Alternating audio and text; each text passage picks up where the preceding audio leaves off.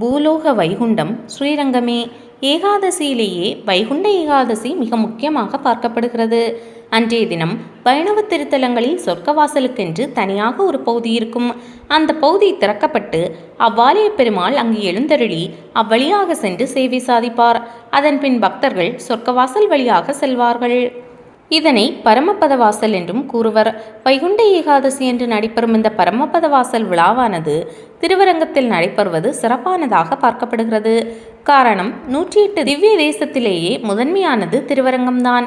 உலகிலேயே மிகப்பெரிய கோயிலாக திருவரங்கம் பார்க்கப்படுகிறது. அது மட்டுமா, சுயம்புவாக தானாக உருவான கோவில். இப்படி பல சிறப்புகளை கொண்ட திருவரங்கம் கோயிலில் நடைபெறும் வைகுண்ட ஏகாதசி விழாவானது மட்டும் சிறப்பில்லாது இருக்குமா என்ன? வைகுண்ட ஏகாதசி என்று பரமபத வாசலை மிதித்து கடந்து வந்தால் நேரடியாக சொர்க்கத்துக்கு செல்லலாம் என்பது பெரியோர்களின் வாக்கு. அது மட்டும் தெரிந்திருந்தால் போதுமா? வைகுண்ட ஏகாதசி எப்படி உருவானது, ஏன் சிறப்புகளை பெற்றது போன்ற சுவையான திருமங்கையாழ்வாரின் கதையோடு தெரிந்து கொள்வோம். ராப்பத்தும் ரங்கநாதரும். கார்த்திகை திருநாளன்று திருமங்கையாழ்வார் ஒரு முறை திருவரங்கத்திற்கு எழுந்தருள்கிறார். அங்கு பள்ளி கொண்டிருக்கும் ரங்கநாதரை உள்ளம் குளிர கண்ணீர் பெருகி பெருமானை பிரார்த்திக்கிறார். கார்த்திகை திருநாளன்று அழுது தொழுது பெருமாளை விண்ணப்பம் செய்து பாடி பெருமாளை மகிழ்விக்கிறார். இதில் பள்ளி கொண்ட பெருமாள் குளிர்ந்து, அப்பா திருமங்கையாழ்வா, உன்னுடைய பாசுரங்கள் எல்லாம் எனக்கு மிகவும் பிரியமாக இருக்கிறது, எனக்கு மகிழ்ச்சியை தருகிறது. உன்னுடைய ஆராதனையை மிகவும் விரும்பி ஏற்றுக்கொள்கிறேன். உனக்கு ஏதாவது வரம் தர வேண்டும் என்று நினைக்கிறேன். உனக்கு என்ன வரம் வேண்டும் கேள் என்று பள்ளி கொண்ட பெருமாள் கேட்கிறார். அதற்குடனே திருமங்கையாழ்வார் கூறுகிறார், ஆமாம் சுவாமி, உங்களிடத்தில் ஒரு விண்ணப்பம் நான் கேட்க வேண்டும் என்றுதான் நானும் திருவரங்கத்திற்கு வந்திருக்கிறேன் என்றார். நீ கேட்டு நான் செய்யாமல் இருப்பேனா? நீ என் மீது கொண்ட அளவற்ற அன்பும் பாசமும் எனக்கு மட்டுமல்லாது இந்த உலகத்துக்கே தெரியும் அல்லவா? கொள்ளை அடித்து நான் கோயில் கொண்டிருக்கும் இடத்தை கட்டினாய் அல்லவா? வழிப்பறி செய்தேனும் பெருமானுக்கு திருப்பணி செய்தாக வேண்டும் என்கின்ற வைராக்கியத்தோடு வாழ்ந்தவர் நீ அல்லவா? ஆகையால் என்ன விண்ணப்பம் என்று கேள் என்கிறார் பள்ளி கொண்ட பெருமாள் ரங்கநாதர்.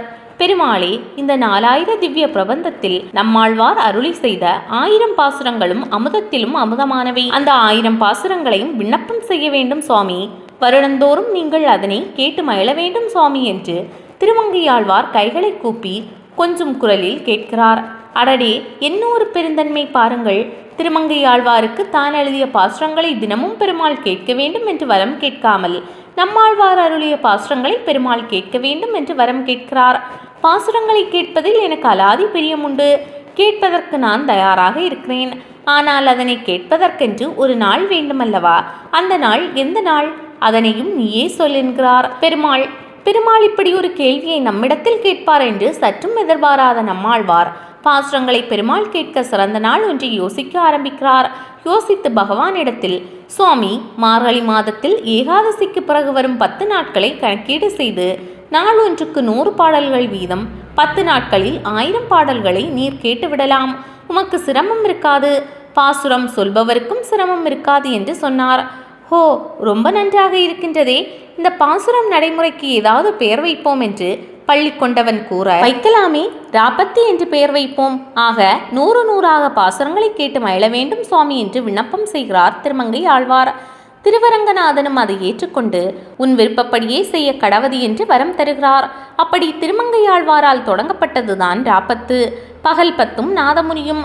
இன்னொரு சம்பவமும் நிகழ்கிறது. நாதமுனிகளும் ரங்கநாதரை வழிபாடு செய்கிறார். அந்த சமயத்தில் ராப்பத்து நடைபெற்று கொண்டிருக்கிறது. சுவாமி, இந்த ராப்பத்து கேட்டு விண்ணப்பம் செய்கிறாயே, அதே போல் இன்னும் 2000 பாசுரங்களுக்கு மேலே இருக்கின்றதே. 4000 திவ்ய பிரபந்தத்தில் நீர் 1000 பாசுரங்கள் மட்டும்தானே கேட்கிறாய். கிட்டத்தட்ட அனைத்து பாசுரங்களையும் கேட்பதற்கு ஒரு கருணை காட்டக்கூடாதா என்று நாதமுனிகளும் பெருமானிடத்தில் விண்ணப்பம் விடுகிறார். அப்போது நாதமுனிகளிடத்தில் எப்படி கேட்பது என்று கேட்கிறார். ஏற்கனவே திருமங்கையாழ்வார் ராப்பத்து என்று பெயர் வைத்து விட்டார். 2000 பாசுரங்களை கேட்க வேண்டும் என்கிற எண்ணமும் ஆசையும் எனக்குள்ளும் இருக்கிறது. 4000ஐயும் நான் கேட்க வேண்டும் என்றுதான் விருப்பப்படுகிறேன். அதற்கு நீயே ஒரு வழியை சொல் என்கிறார் பெருமாள். ஏகாதசிக்கு பிறகு வரும் 10 நாட்கள் திருமங்கையாழ்வார் சொன்னபடி பாசுரங்கள் நடைபெறட்டும். நாம் ஏகாதசிக்கு வரும் முதல் 10 நாட்களை எடுத்துக்கொள்வோம். அதற்கு பகல் 10 என்று பெயர் வைப்போம். பகல் 10, ராப்பத்து சமயங்களில் கிட்டத்தட்ட பாசுரங்கள் அனைத்தையும் விண்ணப்பம் செய்வதற்கு அருள் புரிய வேண்டும் என்கிறார் நாதமுனி. சுவாமியும் அதை ஏற்றுக்கொண்டு அப்படிதான் ஆரம்பமாகிறது பகல் 10 ராப்பத்து. அரங்கனின் அரையர் சேவை. இந்த பகல் 10 ராப்பத்து இரண்டையும் சுவாமி விண்ணப்பம் செய்வதற்கு அரையர் சேவை என்று பெயருண்டு. இது ஸ்ரீரங்கத்திற்கே உரிய ஒரு அற்புதமான சேவை என்றுதான் சொல்ல வேண்டும்.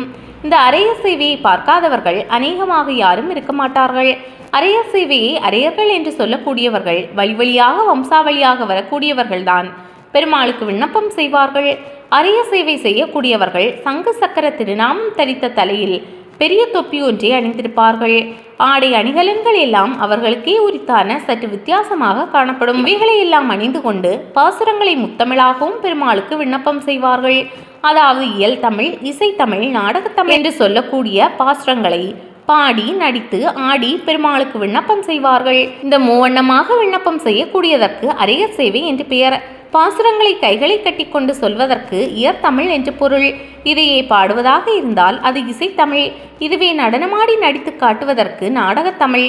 இவை மூன்றையும் சேர்த்து செய்பவர்களுக்கு அரையர்கள். அதாவது அறைதல் என்பதன் பொருள் விண்ணப்பித்தல் என்பதாகும். இறைவனது திருசவிக்கு விண்ணப்பம் செய்வதனாலேயே இதற்கு அரையர் சேவை என்று பெயர்.